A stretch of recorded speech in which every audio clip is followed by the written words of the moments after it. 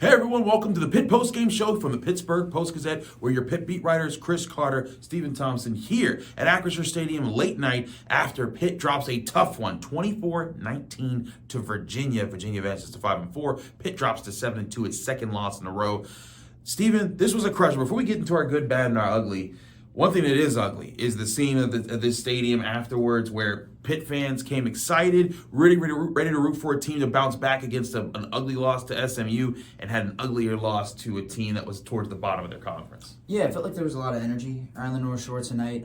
Fans were pretty fired up, felt like the lots were full. I mean, there was a good crowd here, and Pitt had an opportunity to bounce back in a big way. I think we were talking about this before we started recording, but every team lays an egg. That happens. You go on the road, you play a good team, you don't play your best, you can get beat like that. But they had a major opportunity this week to take a step forward. I mean, for the second straight week, so much stuff elsewhere around college football broke their way. Miami losing. A lot of the top 25 were in battles. A lot of teams that were ahead of Pitt in the rankings went down, and Pitt fumbled another opportunity to take a leap forward in the rankings and establish themselves as more of a contender. Certainly. Now, as always, we do the good, bad, and the ugly, where we go over things. So we start with the good.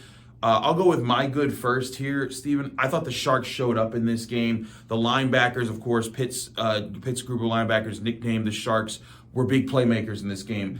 You got an interception from Kyle Lewis and a big play that set Pitt up with good scoring position. You had 3 sacks from your linebackers, one from Lewis, another from Lovelace, and funny enough, each of them set each other up for the sack. On the first sack, Kyle Lewis blitzed in, kind of made Calandria, the quarterback from Virginia, scramble out. Lovelace chased him perfect, and ran him out of bounds to get the sack. And then on the very next play, it was the reverse. Lovelace brought the pressure, and then Kyle Lewis came in to finish the play. Rasheem Biles also finishing with the sack in this game, making big plays there. The linebackers of this team look for real. They look like they're able to make plays. They stuff the run more consistently. They are a key part of this defense. There's other key parts of this defense as well. I thought other guys that fit in, even though they're not part of the Sharks, they fed in on it. Tavon Lynham getting a start in this game. Played, I thought, very well. Had an interception on the opening drive of the game. Had a sack in the game as well as a huge third down hit that flipped that gave Pitt the ball back in a situation around midfield. I thought he played a solid game. Also, can't overlook Don McMillan either. Safety for the Panthers has been quiet as far as the turnover production, but does so many of the little things right. There was early in the game, Virginia called a reverse where it had Pitt fooled. Everyone but Donovan McMillan was on the wrong side of the field, and there were 3 offensive linemen in front of McMillan, and somehow he holds up all the linemen, makes the tackle. It's only a 10-yard game, but only a 10-yard game. It should have been a touchdown for Virginia. He had that, and then late in the fourth quarter, Pitt's defense needs to keep Virginia out of the end zone to give the offense a chance, and there's a wide open guy in the end zone. McMillan sees him, flies back, and knocks the ball out of his hands to prevent the play, eventually leading to a field goal. I thought Pitt's defense, for all the other things that went bad in this game, I thought Pitt's defense had some really remarkable moments. Yeah, and the defense did their best to keep Pitt in this game and to hold them in this game when the offense was sputtering. And you think about the offense as we kind of transition to my good. The only guy who I think kind of held up their end of the bargain, quite honestly, in this game was Desmond Reed. He's been a special playmaker for Pitt all year. He was again in this game. He caught a 32-yard swing pass that set up their first touchdown in the game, and then had another long run that set up their second touchdown in the game, a touchdown that probably should have had an opportunity to tie the game in the fourth quarter. Reed only touched the ball, I think, about 18 times in this game, had 2 catches, and 16 rushing attempts. We might have to get back into the territory of Desmond Reed touching the ball closer to 30 times a game. He's been that kind of playmaker for Pitt, and at a time when no one else has been that kind of playmaker. And that's the thing here is that but here's the question. You go that route, you put at risk of him, getting higher chances of injury, and then he's not available at all. And he's not a thicker player, and I think that's where Pitt has to come to an answer. But bottom line is, I agree, they need to find some sort of answer on offense. And Des Reed is like one of the more consistent guys. Get him in space, he makes plays. What's your bad for this game? Yeah, my bad is still on the offense. The wide receiver drops have gotten to a concerning amount. A team that had dropped only 9 passes through the first 17 weeks of the season, and that includes some garbage time where you had maybe some freshmen and some young guys. 7 weeks, right? 7 weeks, yeah, 7 weeks, and then the past 2 weeks they've had 8 drops in total. So that's 17 for the year, 8 coming in the past 2 games. It's a little bit inexplicable. I mean, this is a wide receiver group that had been really strong throughout most of the year. They had made plays, they had been explosive, and now they're not even making the layups. It's balls that are hitting their hands. Even when Holstein's able to deliver a good ball, these guys are just letting it go through their fingers, and it's something that you can't afford to happen when you're a sputtering offense. You got to make the layups, and the wide receivers haven't been doing that. I agree, and part of it sometimes comes when things are out of line. We'll talk about that a little bit more in a bit. I'm going to make my bad the offensive line and the penalties.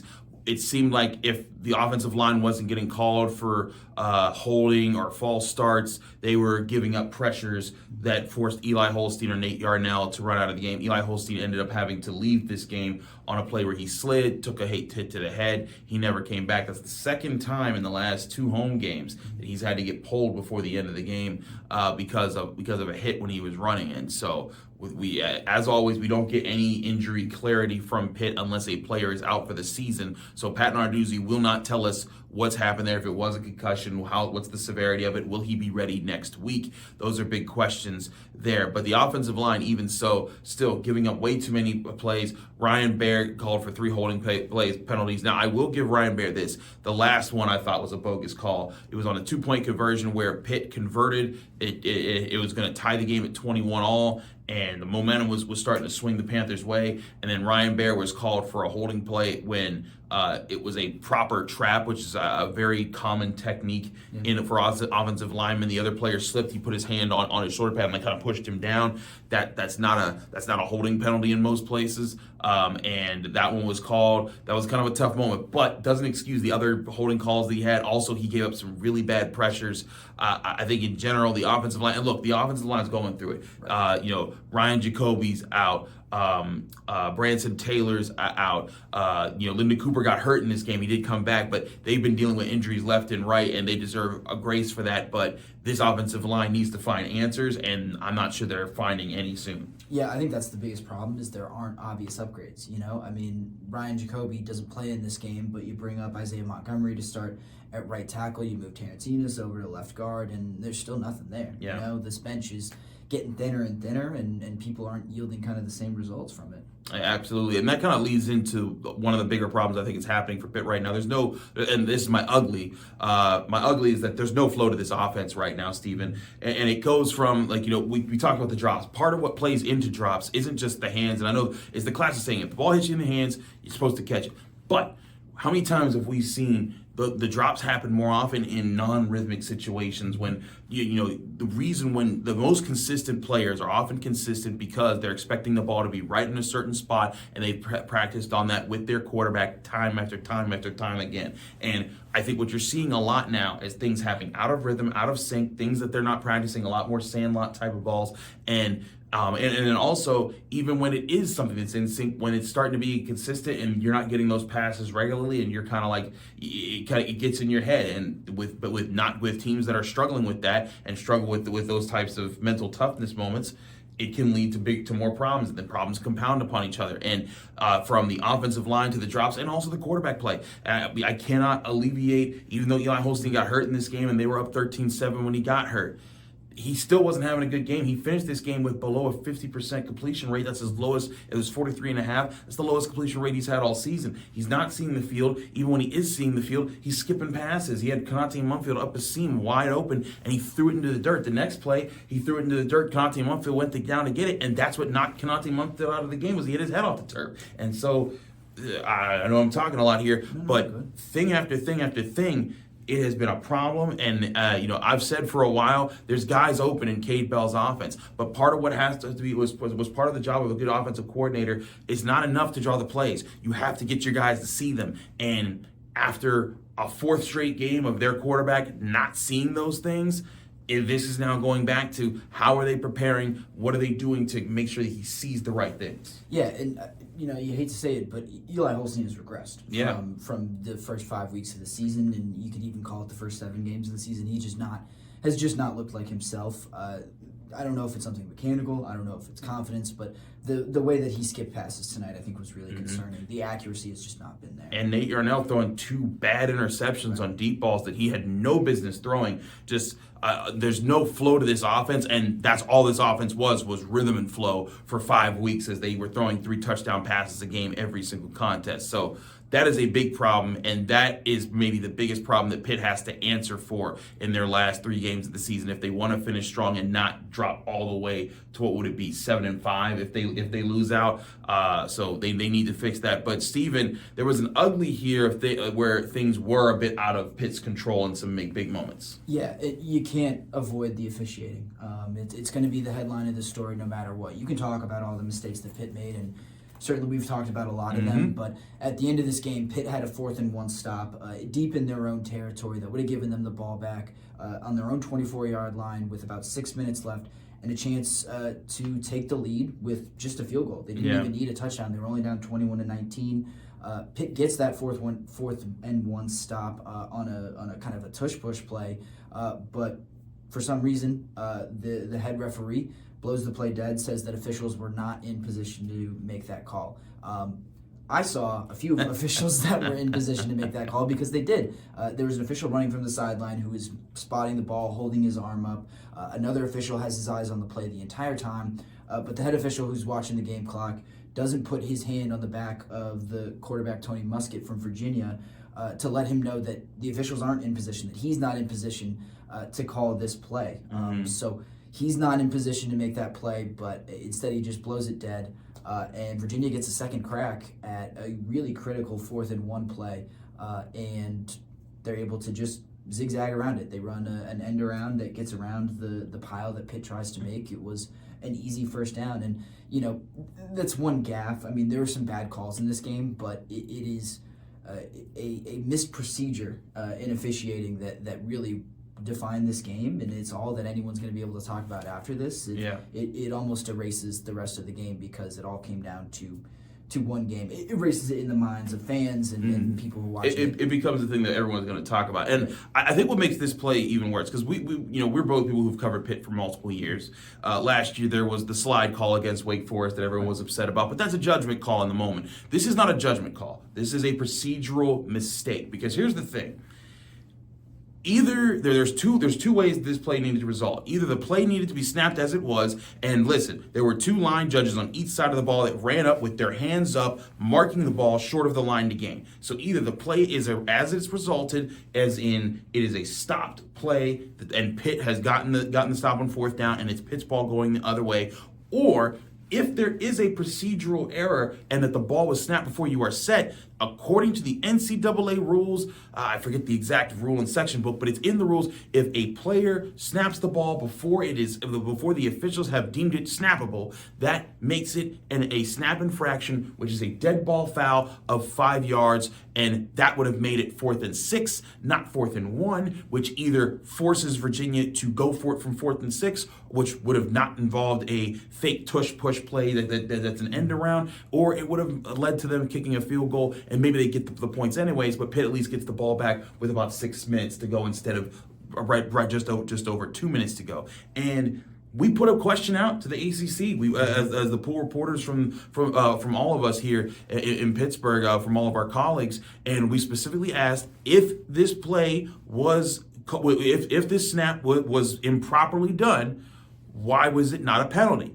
And we did not get an answer from the ACC. They issued a statement. The statement simply said it was an improper snap, but there is no penalty. So that goes in complete contradiction with the NCAA rule book. And as Pat Narduzzi said, I would expect a call from Al Riveron, the head of ACC officiating, either Monday or Tuesday, giving an explanation to Pitt, because the only explanation here is these officials messed up. Yeah, we didn't really get that much of an explanation. We got a statement from the ACC that pretty much just described the play. That was not an explanation of how the officials kind of bungled this operation and why the procedure was as funky and as messed up as it was. Absolutely. And make no mistake, the reason we've saved that for the end is because Pitt shouldn't have been in this position in the first place. Right. This was a 4-4 Virginia team that they were supposed to handle at home, and if they did, they would have probably jumped up the college football playoffs rankings because a lot of other ranked teams lost this week, and it also would have, as you noted, it would have put Pitt in an interesting position where Miami lost to Georgia Tech. Had Pitt won out the rest of the way,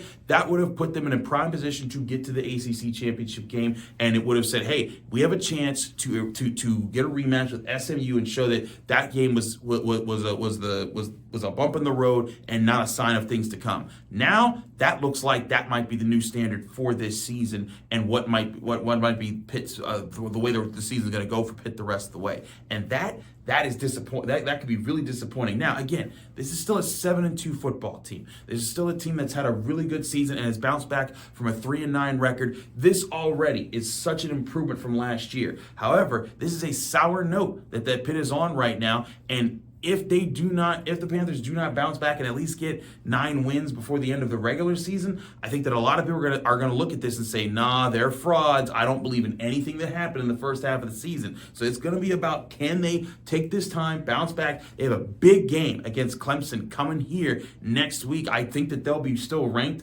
Pitt might not be after that loss to Virginia. So this will be the chance to rebound or be completely bulldozed by a really good ACC team. Yeah, you don't know who's going to be there for that game. I mean, like you said, the injury news, Eli Holstein went out of this game. Konate Mumpfield, the leading receiver, did not finish this game either. So Pitt has a lot of work to do before Clemson comes to town next week. We've had you covered all week long. We've had you covered all season long. Stay tuned for all of our updates here. Chris Carter and Stephen Thompson for the Pittsburgh Post-Gazette. We'll also be at the Peterson Events Center Monday night covering Pitt Gardner Webb as the Panthers look to advance to 3-0 in the men's basketball team. And then, of course, the Backyard Brawl returns Friday to Peterson Events Center where Pitt takes on West Virginia. We'll have you covered on all of that all week long. Get it at post-gazette.com or on your favorite podcasting apps and on YouTube to get all of our shows. We'll also have our Tuesday mailbag show coming out for the Pittsburgh Post-Gazette. Look to post questions to both Stephen and I moving forward. We'll see you then right here for the Pittsburgh Post-Gazette.